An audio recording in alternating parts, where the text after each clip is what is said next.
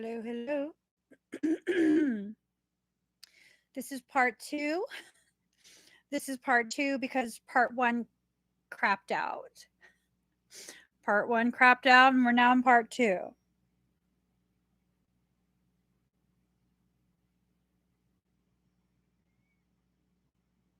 Now in part two. Hi, guys. Hello, hello.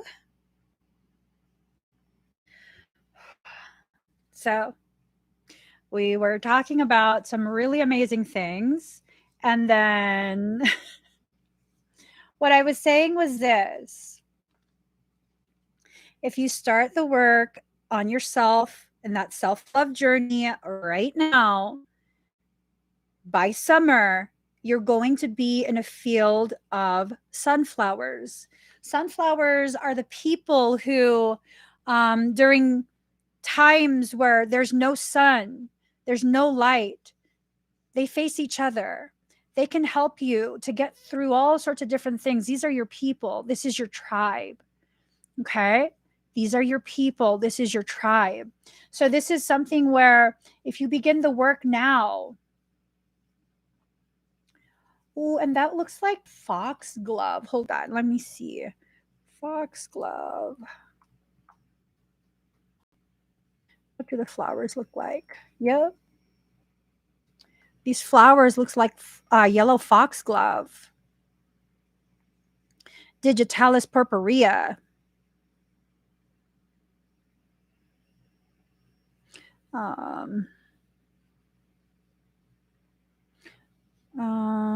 let's see, magical properties. Powerful.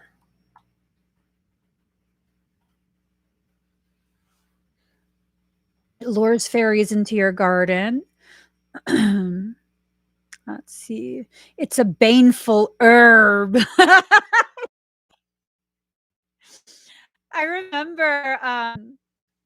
remember I got really, really upset with someone, right? It was my toxic brother. I got really, really mad. And my cousin is like coming to separate us so that it doesn't escalate further. And she goes, "Cousin, just wait for me. I'm on the way," and yada, yada. And I'm like, okay, fine. And she's like, "Are you going to be okay while you wait? It's going to take me like 30 minutes." And I said, "Yeah, but I'm just saying, I'm getting to a point where I'm considering baneful magic." She goes, "Okay, yeah, you can do that." And then I was like, "Okay." And she goes, "All right, I'll call you back when I'm closer." And then she calls me back like a minute later. And she goes, "Hey, I just spoke to James and he said baneful magic is bad. Don't get baneful." I was like, baneful magic, yo, yo. So here's the thing. That carries with it so much implication. Whew.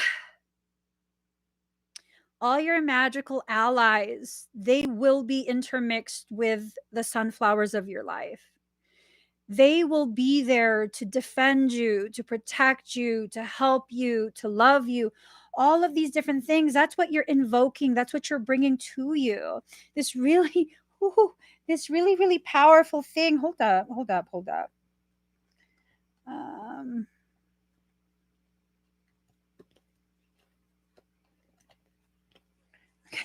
sorry. Shit. I look through the cards and Michael goes, "You know the rules. Now you have to shuffle them." I should have just left it alone. I should have left it alone. Anyways, by spring, by summer, not spring, by summer, you'll have made enough progress within yourself that you'll be in a field of sunflowers. And so it has to do with respect, okay? It has to do with rebirth, allowing yourself to really, really enter into that place of self acceptance, self love, just, your journey, your personal journey. Card number 31, trust yourself. allowing yourself to really, really trust in what you're creating for yourself. Okay. This includes the goodness as well as the bad.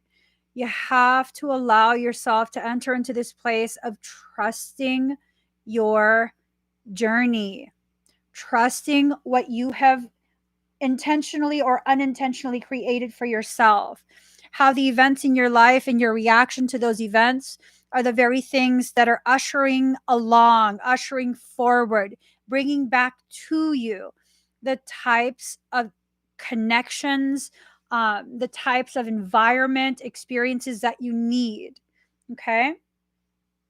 Card number 42, the word wants to be written. This is some sort of communication. I don't know if it's communication with someone else or communication between souls. Here's the thing. Communication, like, it's almost also this sense of manifestation magic. Sometimes when you write something down, that's a solid way to manifest it, because you're leaving a mark of manifestation on something.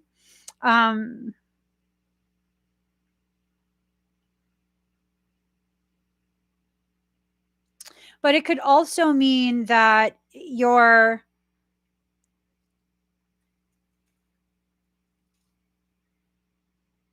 going to bring things into, like, accelerate things that are needing to happen by writing, reaching out. I don't know.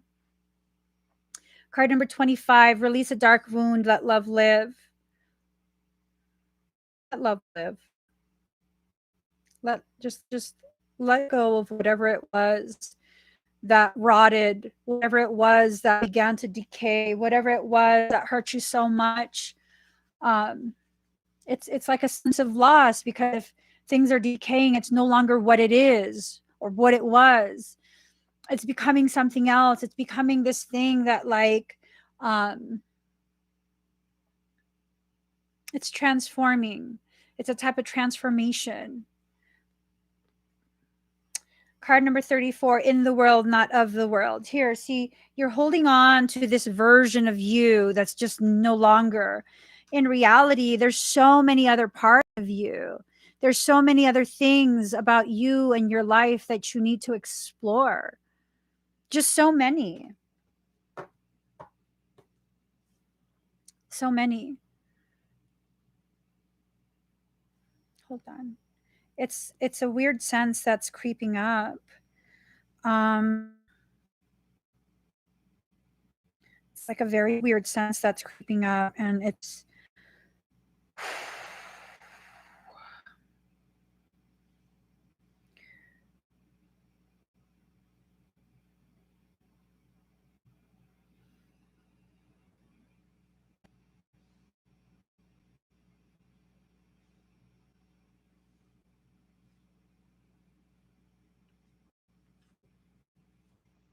your feelings are upside down. You really don't know what's going on at this point. Your feelings and the way you see it, what you're trying to balance, it's all upside down. It's turned upside down. It's and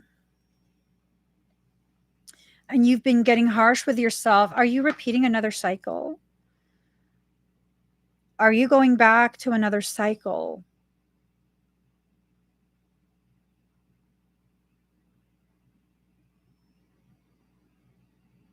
That's sad. Sad.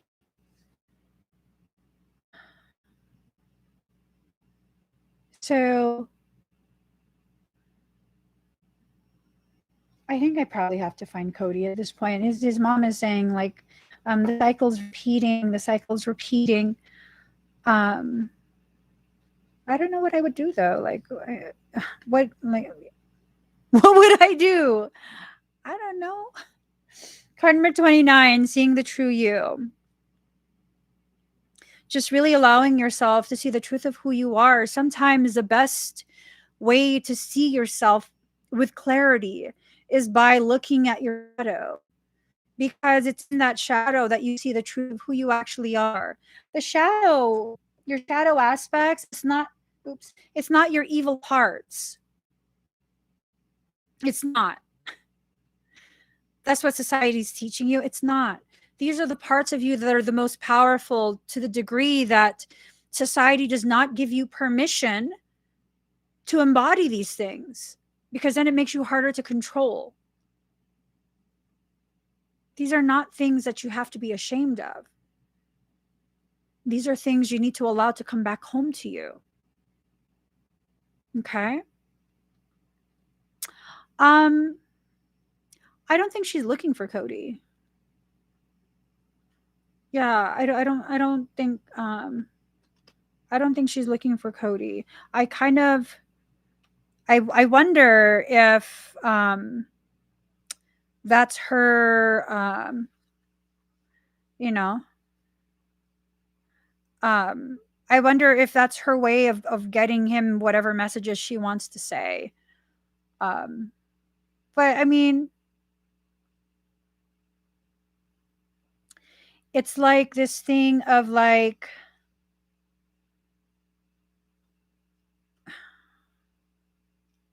I don't know if they watch, you know? So if these are messages that that her son needs, it's kind of like, wouldn't it be good to tell him to, like, direct him to the videos, you know? Because if she's not going to tell me who this is, or like any other information, just a first name, you know, it's kind of just like, well, okay. I don't know. She's worried about repeating cycles. So I'm wondering if that message extends to other people as well. You know, I wonder if that message extends to other people as well. For those of you guys commenting, she's not confirming that she knows any of you. She's not confirming she knows any of you. So I don't know.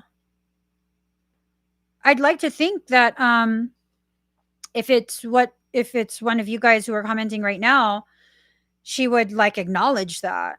She would confirm it. But like, not at all. Not at all. So it's a sense of what was once seen as heaven sent. It's gotten turned on its head. Oh, it's been through the ringer. It's been through the ringer.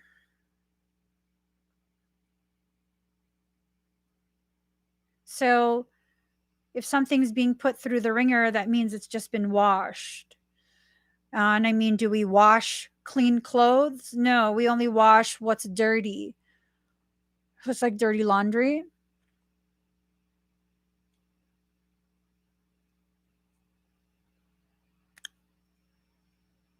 Dirty laundry. I don't know what that means. Like, what would be dirty laundry? I don't know. That's too specific of a thing. Has something to do with someone's dirty laundry. Um, um, and it's almost like this sense of like clearing out whatever, you know, the yuck is. You know what I mean? Whatever. So maybe this is like an analogy for, you know, this is your favorite thing. And I mean, you guys can totally, it's you guys. She's talking to you. If you want to believe that she's your mom or grandma or whatever, by all means, she is. Okay, so card number 13, power of attraction. So like continuing on the laundry thing, it's like if you use too much soap and you don't wash it all out, that actually draws um more dirt to it. It attracts dirt. So rinsing, I don't know. So the soap might be like the effort to cleanse, the effort that you're putting into something. Um, you know, that's the very thing that's drawing it to you more. So then this is just a toxic cycle. You know what I mean? This is just a toxic cycle where it's like you think you're cleansing something, but in reality, you're just bringing in different dirt, new dirt, different type of dirt. It's being ground in. And then she shows like this like white shirt, and eventually after so many washes, if you're not using the proper type of protocol, um it becomes this thing of now your white shirt is a dingy white shirt, but you don't know that it's dingy because it became dingy over time. It became dingy over time. Um, so this lack of realization of what you're being put through, this lack of acknowledgement of exposure to this, and continuing to shame you for the process that you're in, the process that removes this dirt from what you wear, you're like your identity. um it's changing your sense of self, it's changing your identity itself, you know. um so card number 30, the perfection of your life in reverse. Probably from the outside your life seems very, very perfect, and it's just, it's not, it's far from it. And maybe this dissatisfaction that, whoever resonates with this reading, this dissatisfaction that you have, um, it needs to be addressed. It can't continue to be like dressed up, dressed down, put different accessories and, all of that. Um, it's really,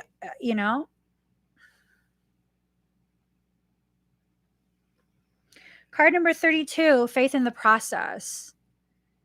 Faith in the process. You have to have faith in your process. You have to allow yourself to really, really understand where you're at. Okay. You have to understand what process you're in and why you feel the way you do. Um, all of that. Hold on really quick.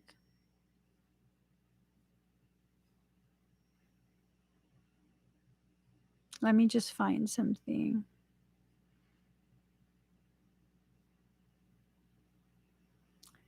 Where is it?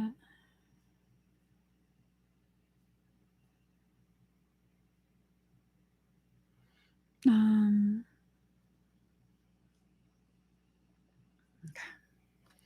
so card number 8, be the hunter, not the hunted.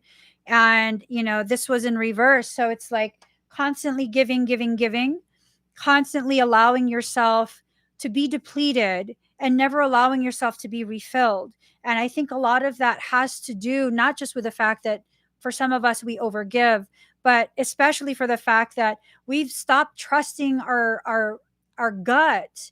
We've stopped trusting because people keep telling us that we're not allowed to trust our gut. Like, no, no, trust yourself. Trust yourself.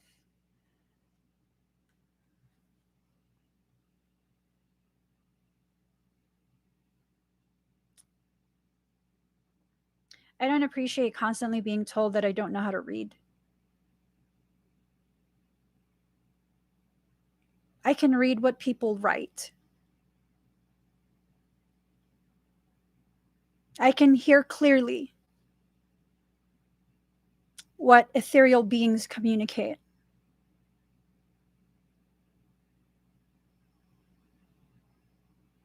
My patience wears very thin when people write what they write and no one is forcing them to write what they write. And then I read what's written, and then I'm told I read it wrong. I've been an advanced reader since I was a child. I excel at cognitive things.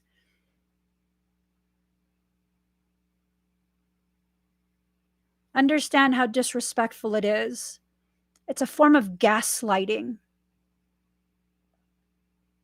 And I'm not going to tolerate it anymore. It's a form of gaslighting. When people tell you what they communicated was received wrong, and in reality, all you did was read what they communicated, that's gaslighting. That's gaslighting. And if I'm going to serve as a template for how others will travel, navigate their self-love journey, then I have to hold myself to that. I really, truly do. I have to hold myself to that. I have to allow myself to speak on and not allow myself to be gaslit.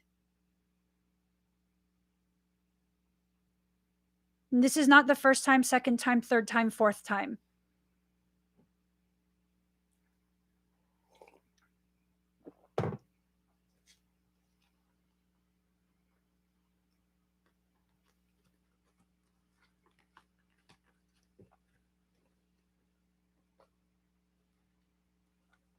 So we have card number 12.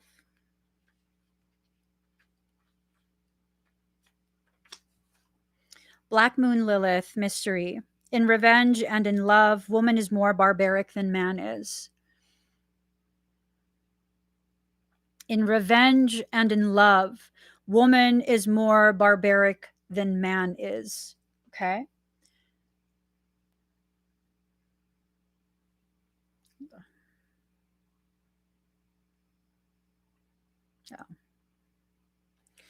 So it's time to be careful. Think of what might manifest over anger, bitterness, or revenge.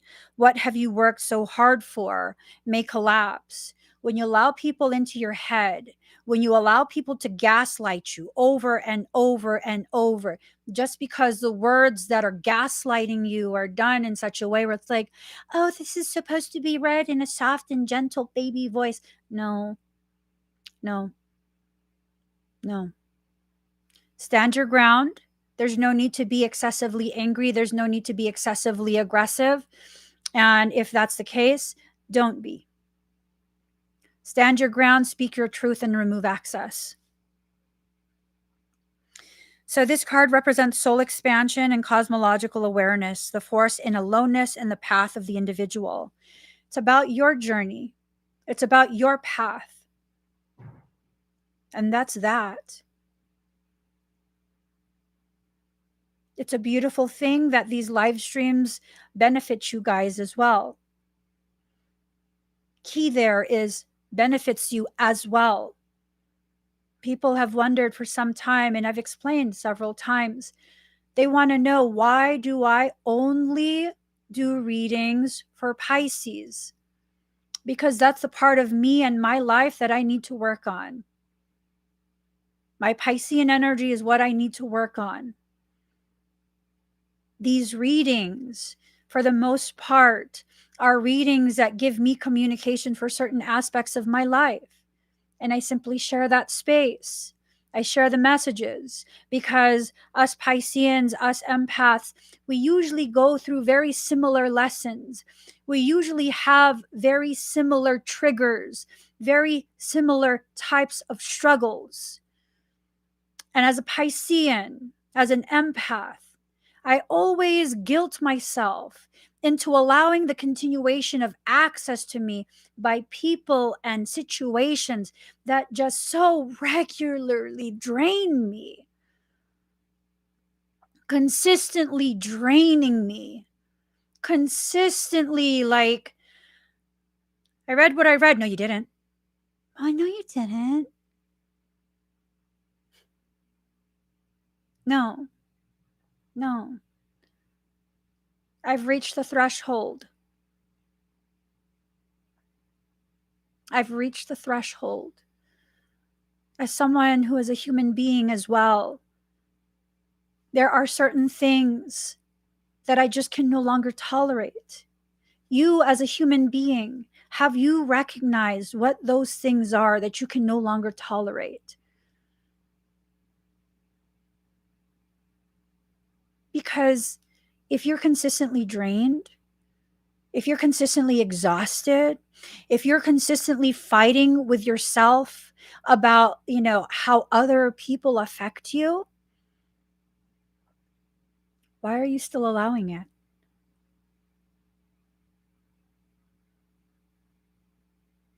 Why are you still allowing it?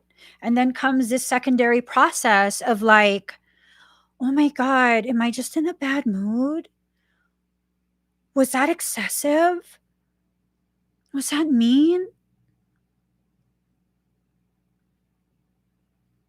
Did I just convince myself I was being gaslit? Or was I actually like, did that actually just happen? We don't stop at that second part of the learning process. We have to hold our own hand and pull ourselves into the third part. Girl, it absolutely just happened. And this is not the first time it happened, or the second time, or the third time, or the fourth time.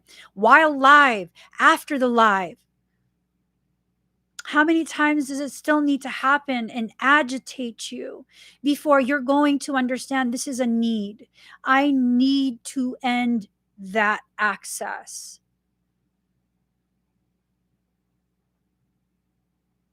And what you guys see is my life just playing out in front of you. It's just my life playing out in front of you. And me processing the lessons as they come, me processing the messages that tie back to older lessons, and giving myself permission to be as authentic and as present as possible in the processing of me in my life. I made a decision. No more narcissistic behavior around me. What happens? A good friend's narcissistic husband tries to tag me into their marital problems. Eliminate that access. What happens? If it can't be an in-your-face narcissistic thing, life will then bring you a low-key, covert, I'm meek and mild. No, don't look over there. That's where the narcissism is. Look over here, because over here, I'm hurting over here. And then it becomes this thing of like, but I'm hurting too. So do I help you while I bleed out? Because that's the spiritual thing to do? Or do I simply establish a boundary, give you your own bandages, and attend to my wounds? Because, honey, you're not the only bleeding on that battlefield. If you're not going to bandage yourself up, that's going to be your choice. That's going to be your choice. The reality is there are people on that battlefield of life who no longer have the appendages to be able to bandage themselves up. They need attention more than those who have the ability to, but just choose not to.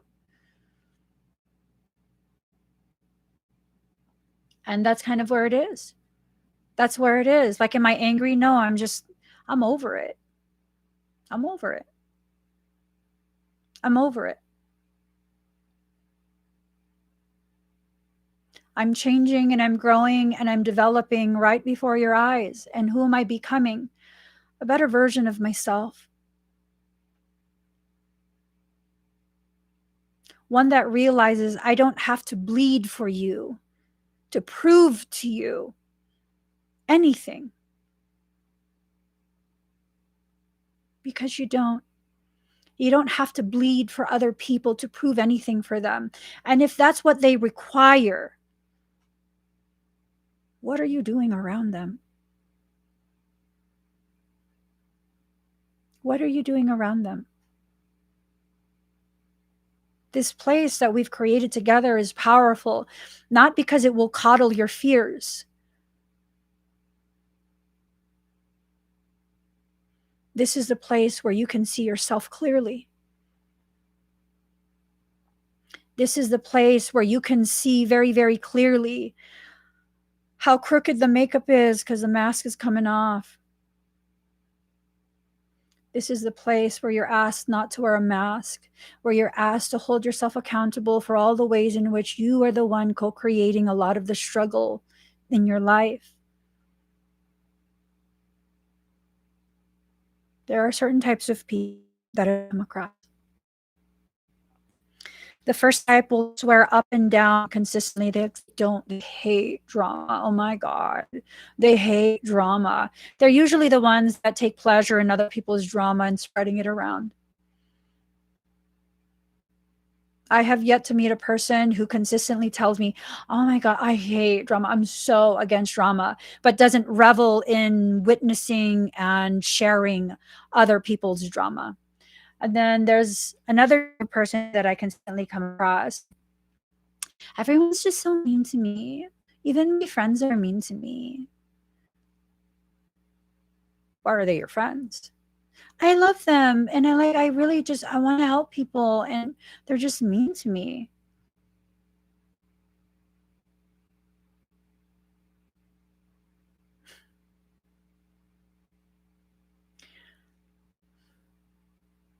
No comment.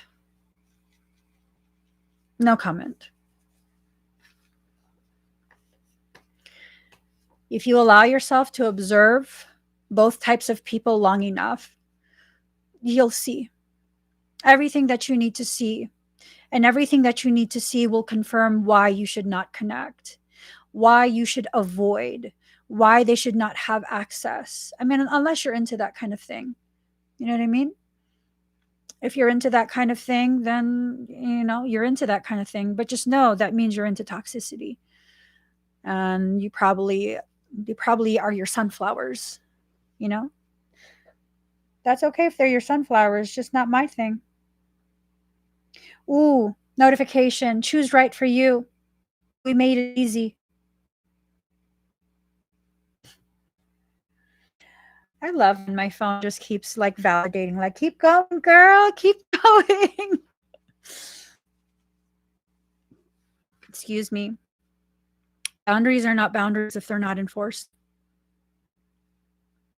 Because there will be people who will be like, no, it's not my fault because I already set boundaries and they crossed it. Okay, well, what did you do when they crossed it?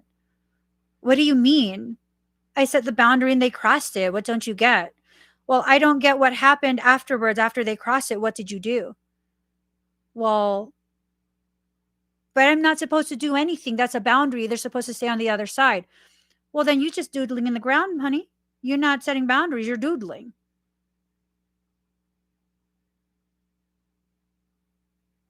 You're doodling.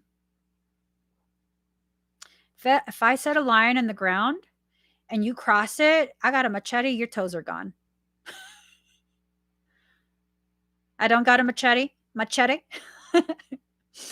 I'm going to take my big ass alien hand. Okay. I'm going to put it on your face like this. And I'm going to push you back. That's what's going to happen. And then when you ask me, like, why did you push me? Oh, you fell over onto my side. I thought you might need some help.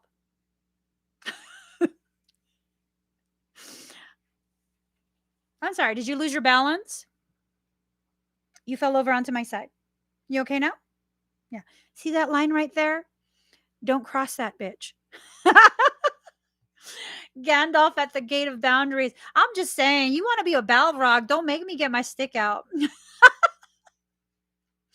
People over here trying to be like a Tinkerbell Balrog, please. Let me be like an elf Gandalf then. I'm joking. So this represents soul expansion. It symbolizes destruction before creation.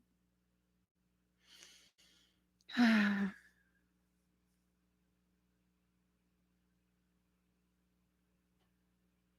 true.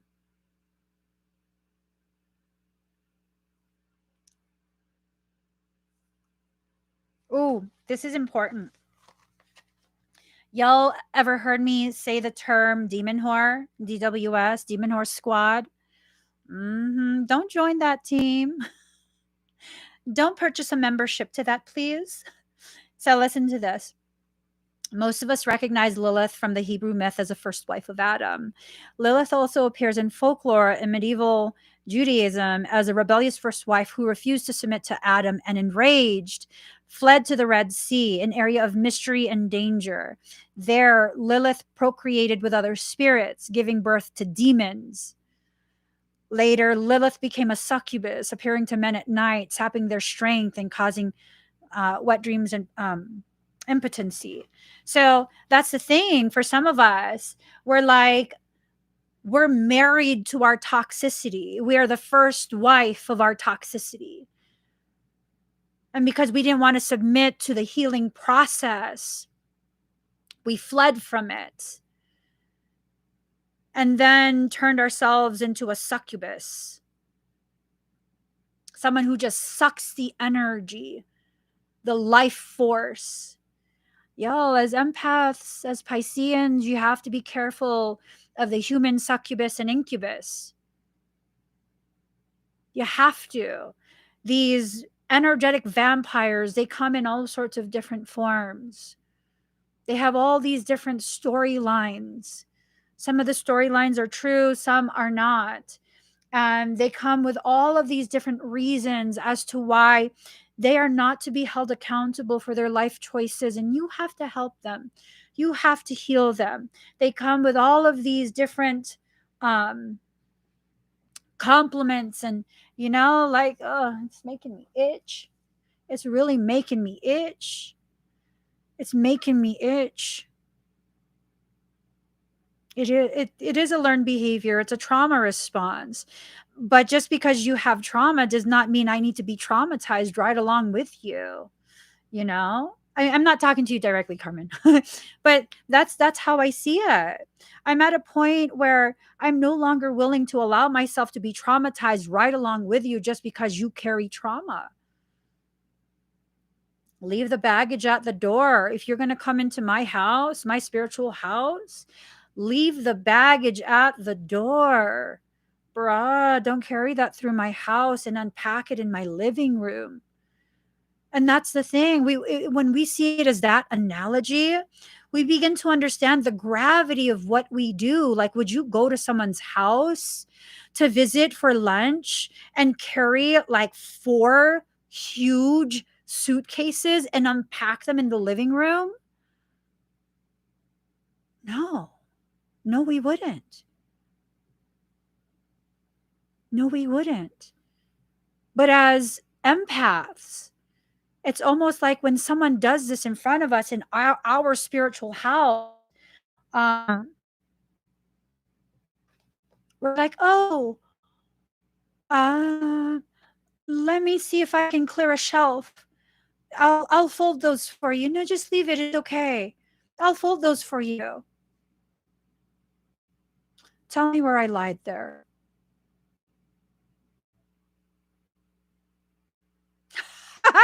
Free to be we. I identified as succubus, but it was a guy, and he corrected me and said, no, I'm not a succubus. I'm an incubus. I was like, okay, at least you know. I'd be like, oh, well, I'm sorry. I mean, I would have called you an incubus, but you act like a bitch too. Hence me identifying you as a succubus instead. I'm a little too witty for my own good. I'm just a little too witty for my own good. I'll stop.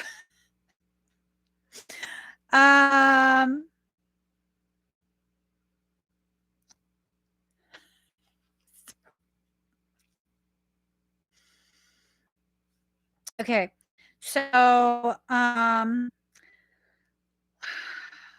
throughout the years, throughout the ages, Lilith was demonized.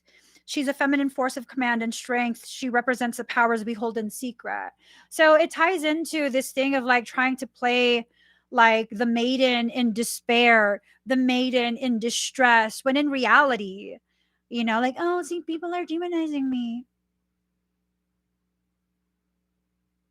When you're birthing little demonic situations, I mean, I don't know. I don't know. I don't know. Lilith energy and I don't get along. We don't get along. We just don't. We don't get along. We're going to have to disagree with that. You know, we don't get along. So when this card turns up in our reading, something lurks. Lilith appears as a dark part of the astrological chart. She is our shadow, the dark face of the moon where mysteries and unexplained occurrences lie in wait. Is that like an album? Hold on.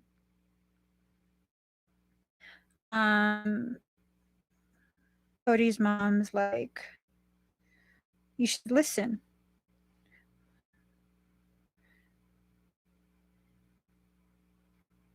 Oh, it is an album. Speak to me on the run. Why do I know this album? It's the 8th album.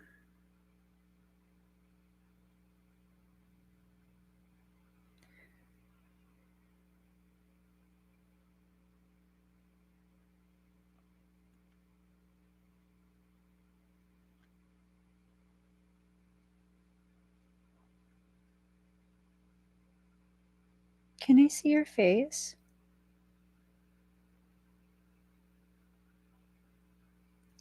I think I know why I know this album.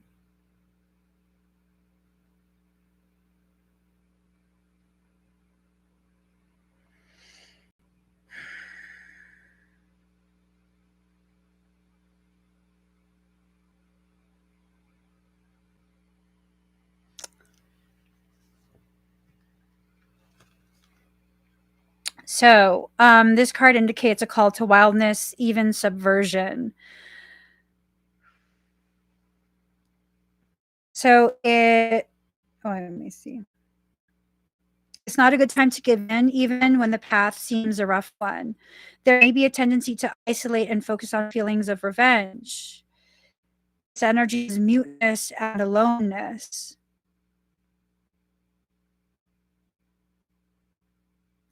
Lilith is the dark thoughts that enter our consciousness just before we fall asleep.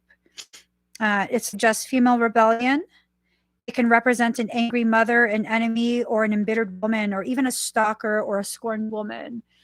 So I almost wonder if someone is treating another person like a child, they're taking on the role of an angry mother, like a mother figure, angry mother type. I mean, I don't know if that's necessary, you know?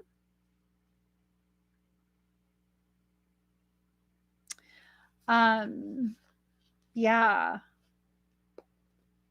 It's this thing. Well, every entity has both a positive and a negative charge to it. Lilith has a positive and a negative charge to that Lilith energy. She just likes to be a little bit of a demon horita and just really dabble a little too deep in that dark negativity. Anytime I experience Lilith energy when I'm doing work, it's always the toxicity that becomes presented from that Lilith exposure. So, I mean, I'm sure she has some goodness to her, to that feminine energy. But, you know, just like some women tap into the goodness within them, and some women just because they can, they'll marinate in the toxic pools that exist within them. It's really what you choose to do with that energy. And yeah, I'm averse to toxic femininity. I am. As a woman, that's one of the things that I'm the most averse to. It's yuck. To me, it's yuck. It's the yuckiest of yuck. I can tolerate a toxic male much more easier than I can tolerate a toxic female. I don't know why either. I'm just really, really averse to toxic female type energy. Now, healed or healing female energy, oh my God, I love that. I love that. I'm learning the difference between the two. It's not women are toxic. It's that they are two polarities on that plane of female existence. And I recognized, as someone who maybe was embodying way more toxic feminine aspects than I cared to realize, that's what put me in that plane, that positioning on that plane. And so I found myself receiving that toxic reflection back. And when I began my self healing journey, which I still have a lot to go through that, I then began to shift my positioning on that plane of feminine existence. And now I feel like primarily I'm surrounded by women who are either beginning their healing or in are more advanced stages of their healing. And it's beautiful to be around them. It's beautiful to be around them. I don't know that there needs to be more feminine energy at this time, unless that feminine energy can be a healing feminine energy.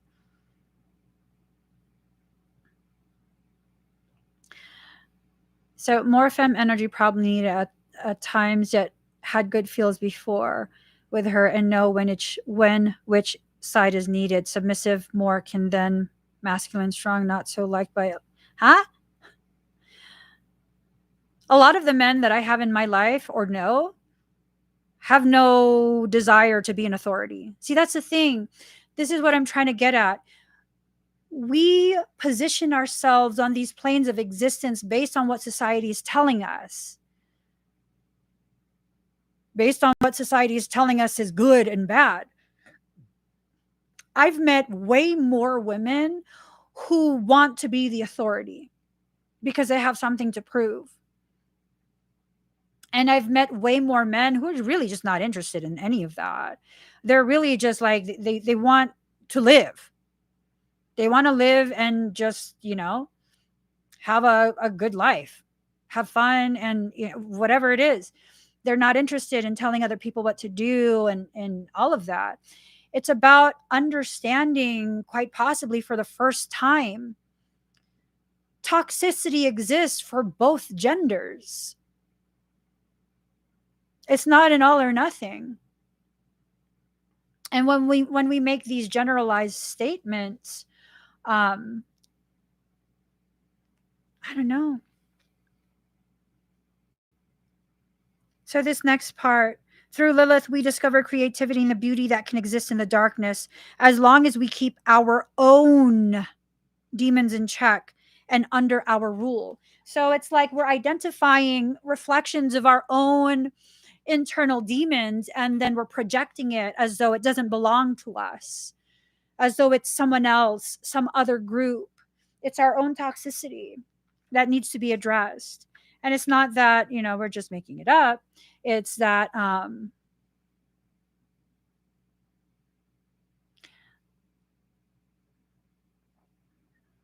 don't think we're going to agree, Athena. I mean, police who feel strong, it's better to be more feminine, weak, yet firm. As someone who was going to go into law enforcement as my career, I was going to be a peace officer. Yeah, I was going to be a cop. The police department was trying to recruit me. They were begging me. They were trying to woo me. They were going to pay for my education. They were going to put me through the police academy. Why? Because I embodied so much toxic femininity. I was willing to fuck shit up. I was angry. And they needed more of that on the police force. Let's not get shit twisted. For real. For real. For real. I'm just saying. I'm not going to agree. Let me leave that alone. Card number 10, Neptune, sacrifice. The whole idea of compassion is based on a keen awareness of the interdependence of all these living beings, which are all part of one another and all involved in one another. You're being directed into an area which may feel like it's unknowable. Surrendering to the mystery may work best now. So I think part of where I'm at, and part of where probably a lot of people are at, is this growing understanding and acceptance of how little we actually know about the level of toxicity within society.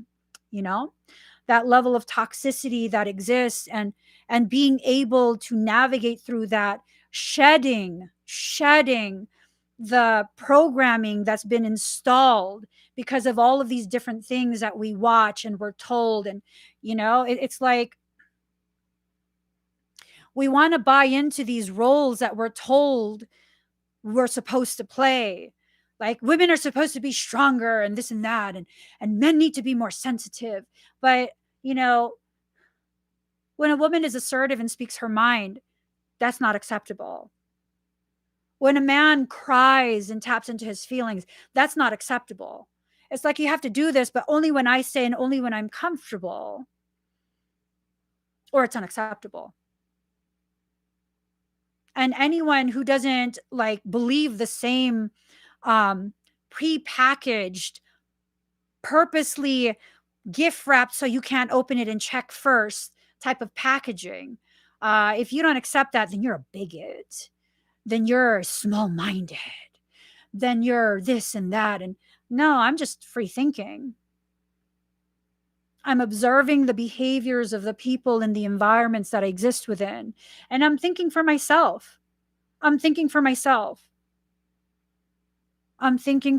at this point. I'm not going to have these blanket statements that really support the official narrative. I'm exiting that paradigm of paradox,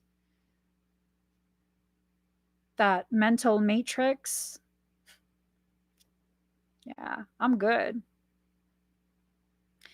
I'd rather be naked in the garden and aware of my nakedness.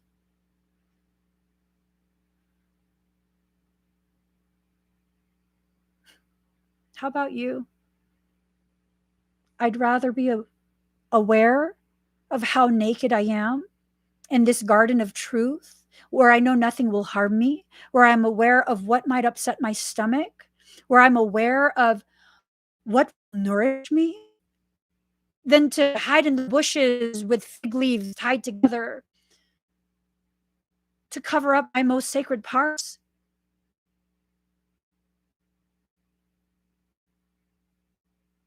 I'm just done with it. I'm developing to almost like, and it's dangerous. It's a sense of a developing indifference. And that's the thing. We have to be careful of becoming indifferent, where we no longer care about what's happening in the world because we're tired of caring so much. We're exhausted from caring so much, and no change, no change, no change. Here's the thing, guys. I'm tired of not being the change that I'm looking for. Tired of being tired.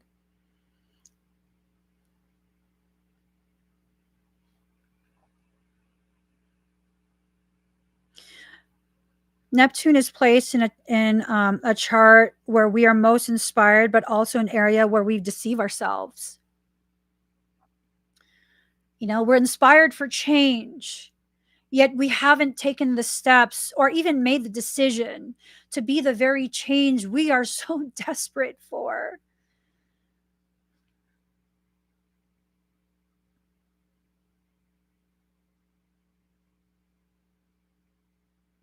So let's make a decision today. Let's make that decision. Let's allow ourselves to reestablish what these boundaries are, to redefine our definitions, to make them our own definitions. You know what I mean? Rewrite that codex. Just rewrite the codex you use to interpret your life. People used to ask me, why do I always look at numbers? Like, what's up with a number? Here's oh my God, I have to screenshot it. So someone commented on my post. And thank you, Roger.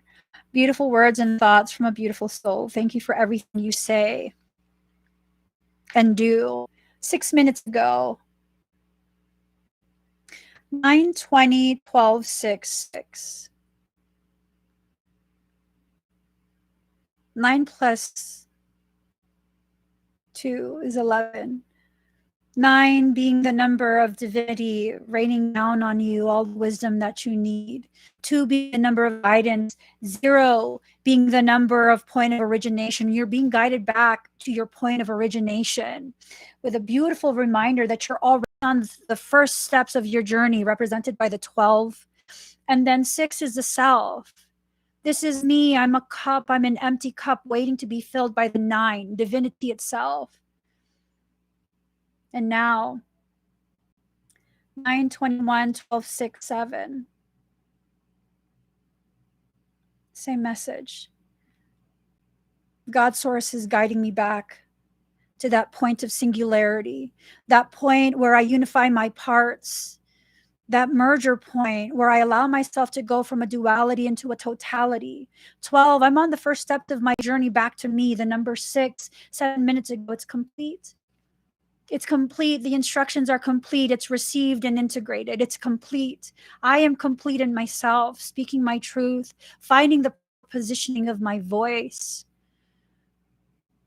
learning how to temper my emotions with my communication, learning to establish boundaries without venom.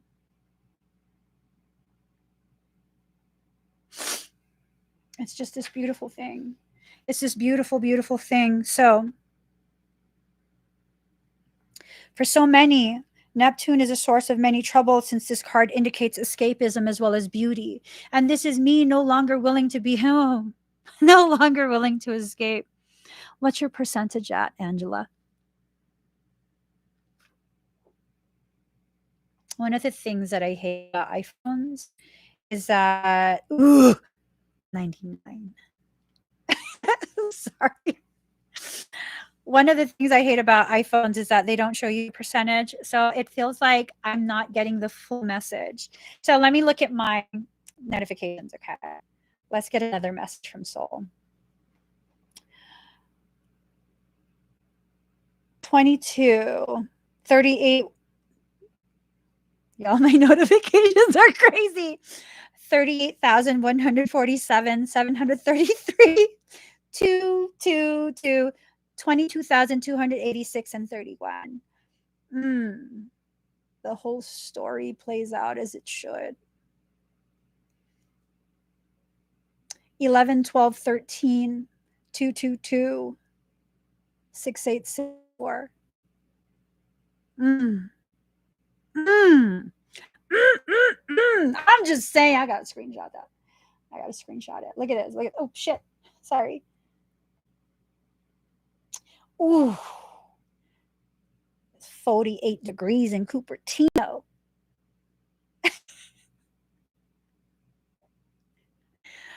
Oh my God.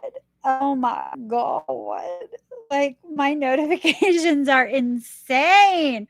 Oh, I have to scroll down on the corner, but I hate that it's not just on the screen. Yeah. So you guys got to figure out what those numbers mean for yourself. All right. So this card is about rebelling, bucking against authority. You may feel excitable or nervous at present, especially when it comes to the things you're currently focusing on. It may seem as if everything is speeded up, even forced against your will, but it's not a good idea to resist. The best approach is to entertain the possibilities of what you're about to learn. You can anticipate this change to be a liberating force, offering a new course or path.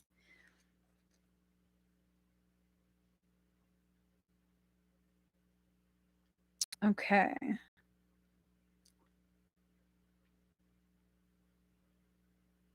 You may find yourself among the Uranians, people who are alternative forms. And they have alternative viewpoints, alternative sexuality, and sometimes people of a different class or background. Your life is about to change in a big way rather than a small one. Go with it and see what happens. So just go with it. Go with it. Okay. Card number 29, 5th house, creativity. Every child is an artist. The problem is staying an artist when you grow up. Be happy. Give yourself the gift of happiness. Allow yourself to finally make decisions that bring peace into your life. Okay. You need to bring peace back into your life and allow the things that need to be allowed.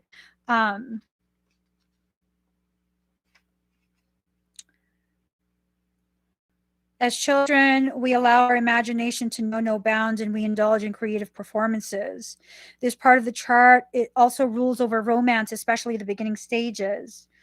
So, is there something that's about to start and you're giving yourself this entire storyline of how it's not going to work even before it starts? This might be a friendship, this might be a relationship, romantic kind.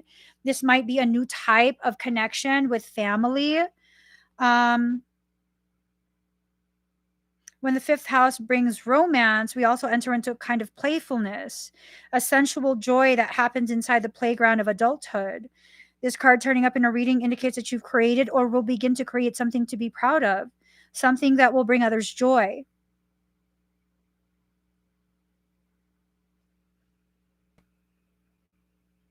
So, like something that will bring me further into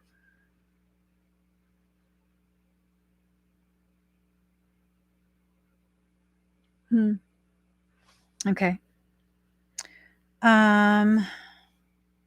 You can expect the completion of a project or the accomplishment of a significant goal for which there will be celebration. You've put hard work into it and now you'll see the results. Since the fifth house is the natural house position for the sign Leo, someone close to you, a potential lover, a mate, or the two of you together will make a striking appearance. It's time to go out and be seen. Excuse me. This card may turn up during the time of a budding romance. Perhaps your current relationship will go through a positive transformation, or perhaps there's a new potential mate on the scene. If you're a parent, the fifth house stands for your children. It also stands for other offspring, such as grandchildren and sometimes even the friends of your children. This card turning up could indicate that a young relative is about to be singled out for special acknowledgement.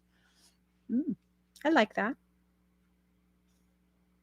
Okay, this card is also about awards and rewards.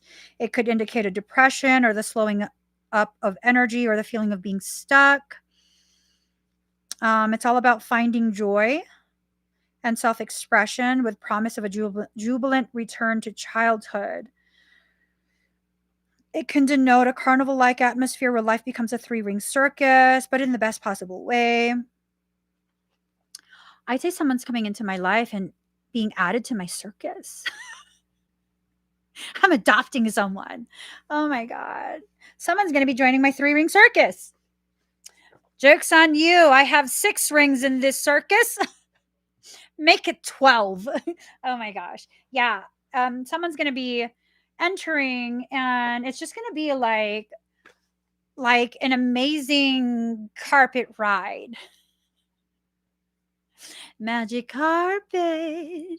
La da dee da da.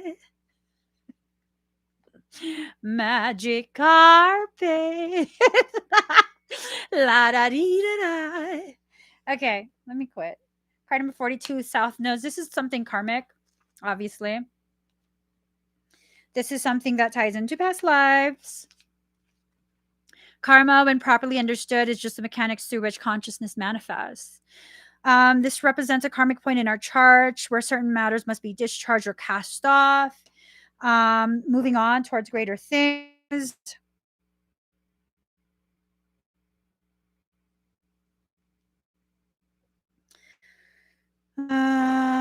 It's a turning point. It's a time of endings and beginnings, understanding that there's something about to close that's been held in place for a long time.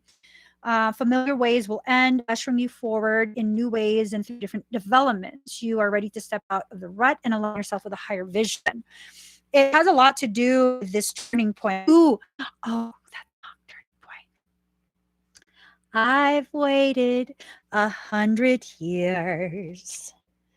I'll wait a million more for you. Nothing prepared me for what the privilege of being yours would do. It's a deal you might like. It's just the beginning. Choose the right one for you. What the hell? What they trying to get me to buy now? What in the hell they trying to get me to buy now? Sack sauce time. Sack sauce time. Okay. It's all about being prepared for what comes next, and that means being experienced. There's no winging it. At this time, or your plans may truly sink. Let's see. So, endings of doors, beginnings, a shocking loss, but then a fresh start. Don't worry, your life is about to take you for a dance. And dance, do some stretches now so that you'll be prepared. A puppy. Oh no, in order for me to get a new puppy, my old girl has to be kaput. She has to go. No, I don't want a new puppy if she's going to be. I love her. She's a little shithead, but I love her. I love her so much. Every time I enter into the room, she's like, like, Mom, pay attention to me. That's what she sounds like. She's not like, no. When she cries, it's like, it's ugly, but I love it. She sounds like a cow. Moo cow. She's a moo cow. You guys, don't worry. Set your boundaries for the toxicity. And then open pathways for the goodness to enter. Connections, reconnections, all of that is going to happen for you. Let yourself experience whatever needs to be experienced. Really just purging out the things that have caused blockages within your thoughts, within your mind, within the things that really just, it didn't even have to do with anything that you were needing to experience. It's been blocking all these different things because it's been toxic and you haven't wanted to deal with it. And now that you're starting to deal with it, to face it head on, it's being cleared out and it's clearing the pathway for the right things to walk towards you, for the right things to arrive in their proper time. Life is beautiful even when you don't allow it to be. Just because you don't pay attention to the beauty of the synchronicity of your life does not make it any less beautiful than what it actually is. It just doesn't. Life is beautiful, whether you want to see it or not. When things are cleared away, that means other things that are more aligned and more perfectly and beautifully for you are being brought to you. My dude doesn't think I should throw boundaries up after being together 17 years.